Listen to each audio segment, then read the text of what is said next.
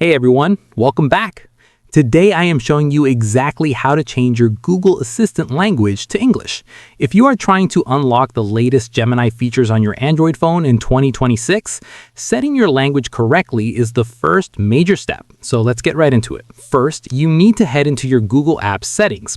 Open the Google app on your phone and tap your profile picture in the top right corner. From the menu that appears, select Settings.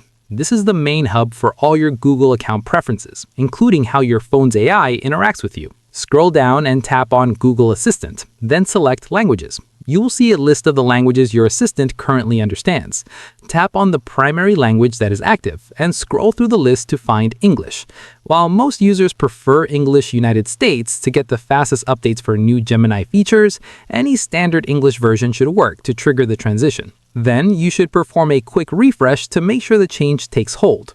Once you have selected English, it's a good idea to restart your phone. This clears out any temporary cache and ensures that the Google app fully registers your new language preference. When your phone boots back up, long press the power button or say, "Hey Google," to launch the assistant. If the language was the only thing holding it back, you should see the new Gemini interface pop up instead of the classic Google Assistant. Finally, remember that you can keep multiple languages active if you are bilingual. In 2026, Gemini is much better at understanding mixed language environments. You can tap Add a Language in those same settings to keep your native tongue as a secondary option.